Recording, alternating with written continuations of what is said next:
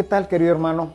Me da mucho gusto que nos acompañes y que puedas disfrutar de esta reflexión que tengo para ti. Pero antes de comenzar, te invitaría a que te suscribieras y le dieras a la campanita para que estés informado de todo lo que vamos haciendo. También te invito a compartir nuestras reflexiones para que mucho más gente conozca el Evangelio y cambie su vida. Y cuando termine nuestra reflexión, te invito, si te pareció buena la reflexión, a darle un like, porque eso hace que se distribuya a mayor gente todo lo que estamos haciendo. Gracias y comenzamos.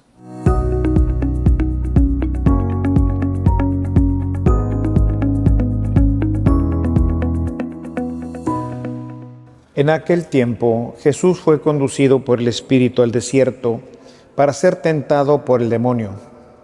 Pasó 40 días y 40 noches sin comer y al final tuvo hambre.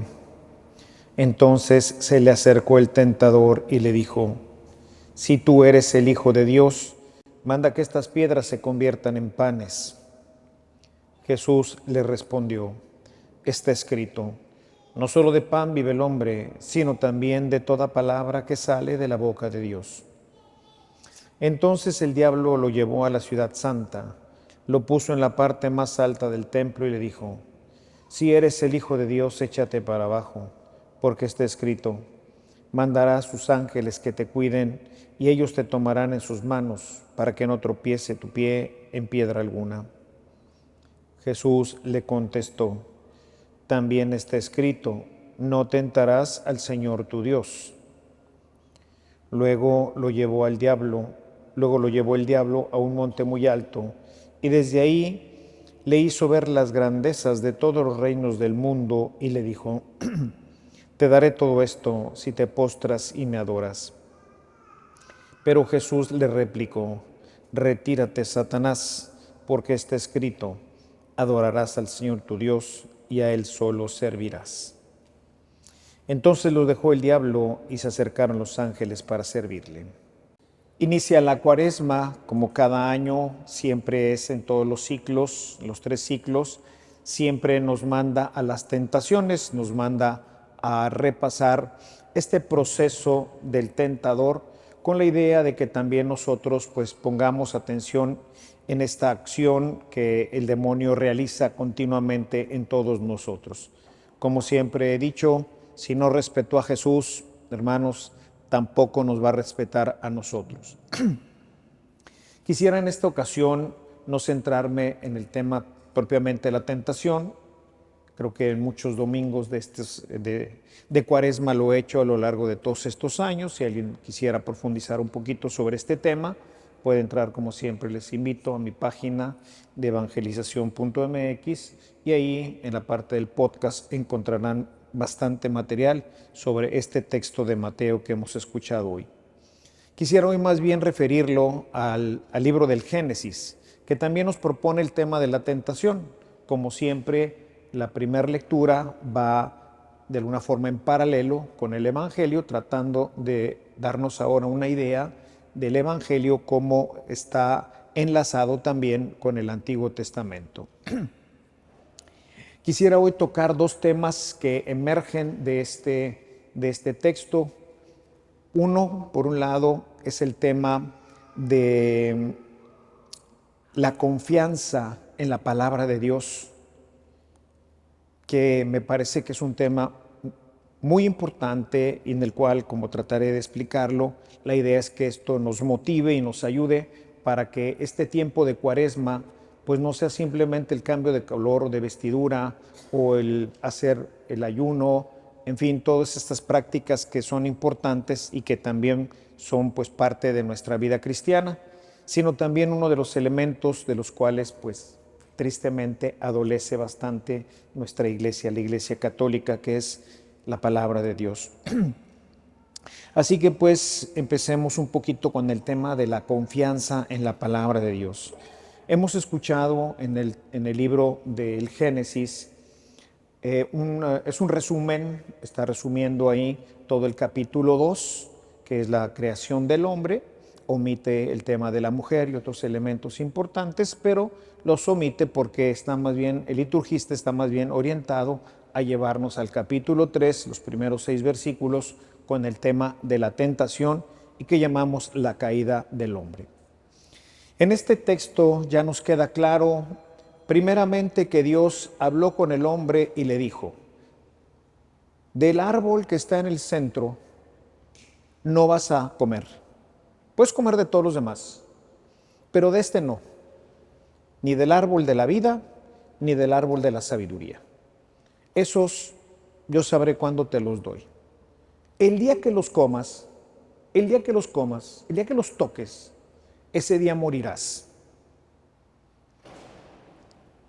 El capítulo 3 ahora nos presenta al tentador, que hace parecer a Dios como un mentiroso. La palabra de Dios no es verdad.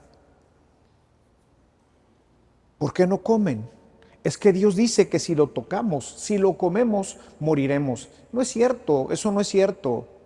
Dios les mintió. Lo que pasa es que no quieren que sean como Él, pero no les va a pasar nada. ¿Qué pasa ahí? No le creen a Dios, creen que verdaderamente está mintiendo y que el que tiene la razón es realmente el demonio. Y entonces toman del fruto, comen de él y obviamente Dios no miente. En el momento en que comen de esa fruta, en ese momento mueren.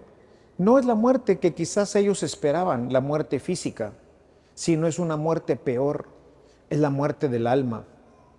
Es la separación de Dios. Ciertamente, como nos lo decía el monitor, los primeros 11 capítulos se les llama prehistoria. Es decir, nadie estuvo ahí en el paraíso, bueno, desde antes, ¿verdad?, para tomar nota de esto, ¿no? O sea, todo esto es una revelación que Dios va haciendo y que utiliza diferentes géneros literarios para poder expresar, pues, estas realidades. O sea, lo importante de esta narración, especialmente del capítulo 2, es se le llama una ficción teológica, es decir, a través de una historia que ellos retoman, el pueblo de Dios retoma de la cultura mesopotámica, pero que se va purificando a lo largo de los siglos y que finalmente termina como la tenemos redactada el día de hoy. En ella vemos el tema de la desconfianza del hombre en Dios. No acepta, y voy a decir, no aceptamos muchas veces el proyecto de Dios.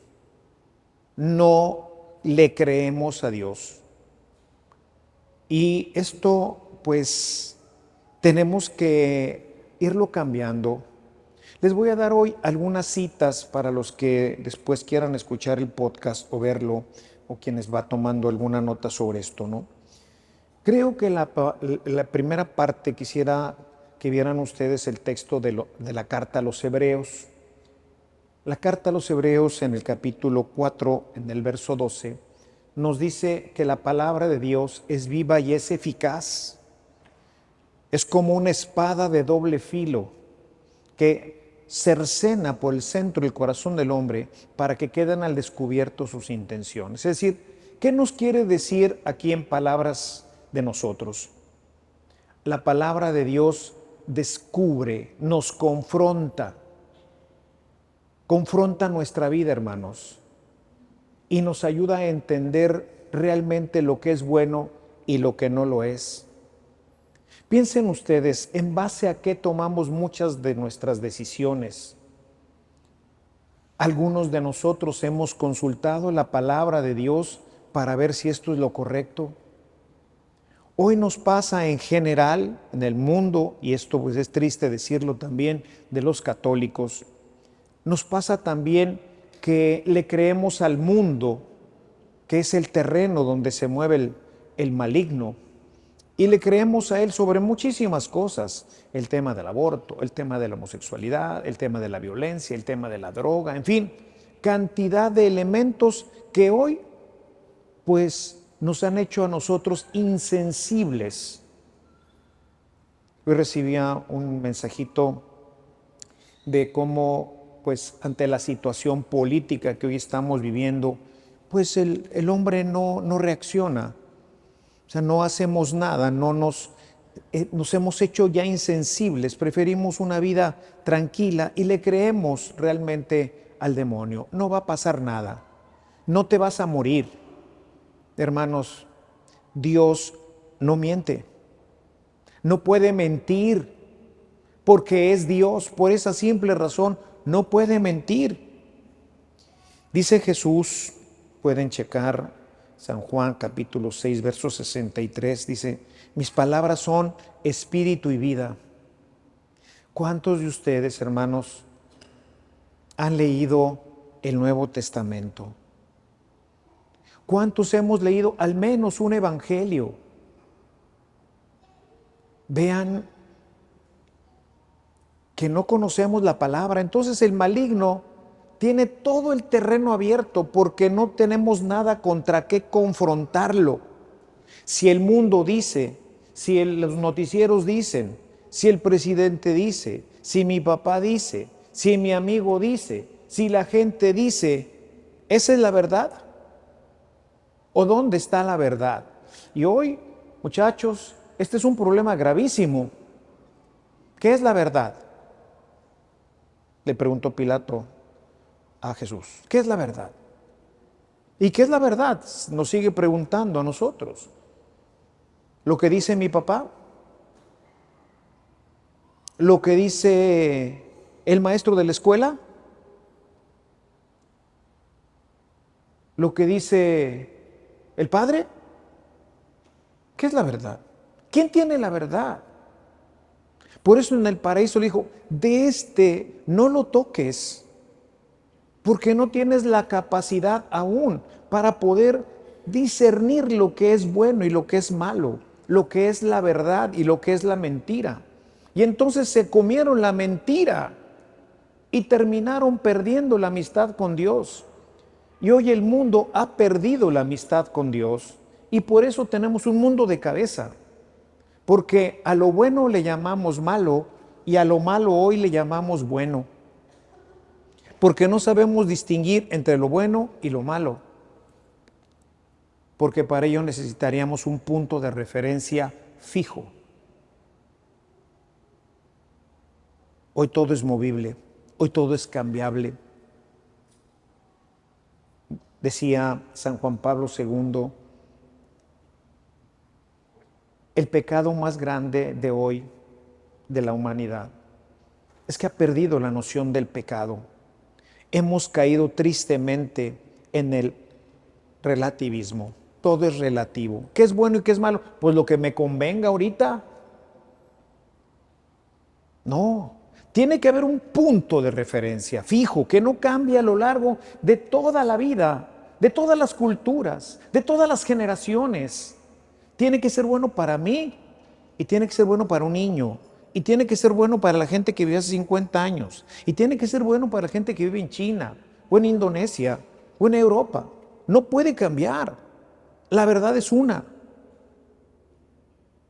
Si yo les digo que esto es transparente, es que es transparente, no hay otra verdad. ¿Por qué? Porque es transparente. Ustedes me podrán decir cualquier otra cosa, pero esa es la verdad. Porque la verdad, según los filósofos, es la adecuación de mi mente con la cosa. Cuando se adecúa lo que yo pienso con lo que es la realidad, esa es la verdad. Y la única verdad la tiene Dios. Él es el único que me puede decir, estás correcto en esto que estás pensando, en esto que vas a hacer. Pero hoy, ¿en qué nos basamos para tomar decisiones? Para saber si nuestras conductas están correctas. De lo que dicen los psicólogos. Hoy los psicólogos dicen que a los niños ni les respires porque se trauman, ¿verdad? Pues mi papá tenía un cuero en la casa y creo que le llamaba el psicólogo. Y cuando me decía, te voy a llevar al psicólogo, había que temerle, ¿verdad? Porque cuando lo conocí, me ardieron mis pompitas por unos 2 días. No quise más ir al psicólogo. Entonces ya no tenía que hacer nada mi papá. No me decía, si sigues, te voy a llevar al psicólogo. No, no, no, no, no. Si no estamos tontos, ¿verdad? Pero hoy los psicólogos, y respeto mucho esta profesión porque en muchas áreas de mi vida lo utilizo, ¿verdad? El tema del exorcismo y muchas otras cosas más son muy necesarios. Este estudio es maravilloso, pero siempre y cuando respeten a Dios. Siempre y cuando respeten lo que dice Dios. Y hay como 6 salmos que dicen, si tú corriges a tu hijo, le habrá salvado la vida. Eso dice la palabra de Dios. ¿Tú a quién le crees? Por poner un ejemplo que nos atañe a todos, especialmente pues a los papás. Tenemos que regresar a la verdad, dice Jesús en el capítulo 17 también de Juan, en el verso 17, dice, la palabra de Dios es la verdad. Eso lo afirma Jesús directamente. La palabra de Dios es la verdad. Hermanos, esta es la verdad. Trato hasta donde me es posible de guiarme por aquí. Por eso mucha gente hoy en día no está de acuerdo conmigo, porque no voy de acuerdo con el mundo, porque no voy de acuerdo con sus criterios, porque los criterios no me los pasa ni mi maestro, incluso en algunas cosas ni mi papá, porque mi papá no es Dios. El único Dios pues es Dios. Entonces habrá cosas, muchas ciertamente, en las que mi papá estaba de acuerdo a lo que dice Dios, y otras en que probablemente no estaba tan apegado, ¿verdad? ¿Hacia dónde vamos, hermanos?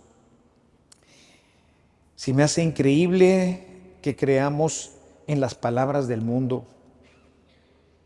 Ya en la antigüedad, Jeremías nos habla de este tema, dice en Jeremías capítulo 2 en el verso 13, dice, han abandonado las corrientes de agua viva.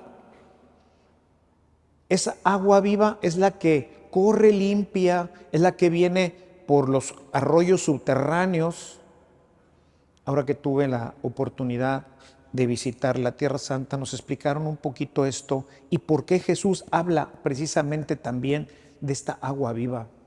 El agua viva para el judío era el agua que iba por el subsuelo, es agua purísima. Todavía hoy lo sabemos, ¿no? La que sale de los manantiales. Mientras que las cisternas eran agua que se recolectaba de la lluvia para luego tener para beber y para el campo. Y cuando esa cisterna se agrieta, entonces el agua se va y nos secamos. Y por eso he querido tomar este ejemplo de Jeremías, porque nosotros hemos abandonado el agua viva que brota de este libro y nos hemos construido cisternas que recogen conocimiento, muchos de ellos verdaderos, otros no tanto, y se han agrietado y estamos secos. Y entonces, pues, ¿de dónde agarramos? Pues de donde sea y como caiga, ¿no? Cisternas agrietadas, dice Jeremías. El Salmo 119, del verso 105, que lo he repetido ya en algunas ocasiones, nos dice, tu palabra es luz y lámpara para mi camino. Es a través de la palabra como yo puedo verdaderamente tomar sabias decisiones, es como puedo conducir mi vida de una manera adecuada, porque es luz. El que camina en la oscuridad termina siempre cayéndose, chocando con todo, porque no ves. Les ha pasado a ustedes, nos ha pasado a todos, entrar a un cuarto y que esté todo oscuro y que no encuentras dónde está el apagador para encenderla. Y mientras vas, pues probablemente te tropieces si hay algo en el camino. La palabra de Dios ilumina nuestras realidades. Tu realidad como casado, tu realidad como novio, mi realidad como sacerdote, mi realidad como empleado, mi realidad como empleador, mi realidad como gobernante. Hoy nuestros gobernantes no siguen esto, ni aquí y creo que en ninguna parte del mundo. Bueno, a lo mejor en alguna, pero no la siguen. Y entonces, ¿sobre qué caminan? Se van construyendo sus propias verdades y luego el pueblo se las cree. El pueblo se las cree. Y el resultado, hoy lo vivimos nosotros, ¿no? No tenemos que ir muy lejos para darnos cuenta de que quien no sigue el camino del Señor, tropieza a Él. Y como Él es el que nos guía, tropiezan todos. Por eso dice Jesús, si ustedes siguen a un ciego, se van a caer en un pozo. ¿Por qué? Porque el ciego no ve. Se van a caer en un pozo.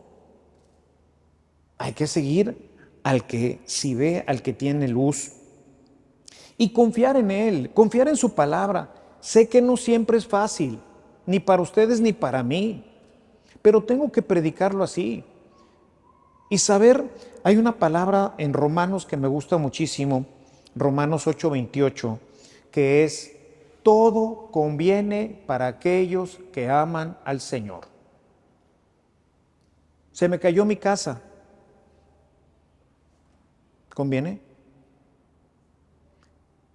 El cristiano verá algo positivo porque ama a Dios, porque le cree a Dios, porque cree en su palabra. El que no conoce a Dios y el que no le cree dirán, hombre, esto es, híjole, es la peor cosa que me pudo haber pasado. Y no es cierto. Todo coopera, nada más que tenemos que darle oportunidad a que Dios vaya armando un plan que nosotros no conocemos, no entendemos, porque Él vive en la eternidad y nosotros en el tiempo. Y Él está esperando un momento adecuado dentro de nuestro tiempo para que esto ocurra. Y a lo mejor nunca va a ocurrir porque no conviene. ¿Ustedes creen que un niño entiende por qué su papá le niega una pistola? No, no lo va a entender, pero papá es que, no, el papá que es consciente, el papá que ama al hijo, pues no le va a dar una pistola, se va a hacer daño, le va a hacer daño a alguien. Igual Dios, no siempre conviene, no todo conviene, dice el apóstol San Pablo. Y por otro lado, hay otra expresión que me gusta muchísimo de Mateo. Jesús en Mateo, en el capítulo 6, nos habla particularmente a partir del 25, de la confianza en Dios. Creer que somos más importantes que un pájaro, que valemos para Dios más que la hierba, y que si los pájaros comen, porque Dios les da de comer, y si las flores son tan hermosas, que ni siquiera Salomón se vistió como una de ellas, ¿ustedes no confían en que Dios les va a dar de comer? Sí, a lo mejor no en el San Carlos. No. Aquí no dice que en el San Carlos. Pero de que no va a faltar el pan, hermanos, yo se los puedo decir porque vengo de ahí. Sé lo que es comer solo pan. Pero aquí estoy, vivito y coleando. Y comí pan duro, que mi mamá inventaba de 1000 formas para que estuviera bueno. Pan con frijoles, qué rico. Hoy en día es mi comida favorita. Un pan untado de frijoles o una buena tortilla, ¿verdad? Con frijolitos. ¿Qué más hay? Solo esto. Zapatos usados de mis primos. Mi primera bicicleta fue de un primo. Sé qué es esto, no me lo platican. Sé que Dios provee. Dios provee. Y eso me ha llevado a tener una confianza infinita en Él. Me dije, ¿cómo vas a hacer esto? Teníamos que dejar la oficina donde estamos ahorita de evangelización, porque van a venderla. Le dije a nuestra administradora, dile que cuánto piden por ella. Y fui a comer a su casa con unos amigos. Me decía, tengo el precio, pero no te lo voy a decir ahorita porque se te echa a perder la comida. No, está bien. Al otro día me mandó un mensajito. 10 millones de pesos. Y le dije, dile que se la compro. Me dice, ¿y ya tienes los 10 millones de pesos? No, pero los voy a tener. Los voy a tener. ¿Por qué? Porque así es como se maneja la vida. En las cosas del Señor hay que saltar en fe. Si no, ¿cómo?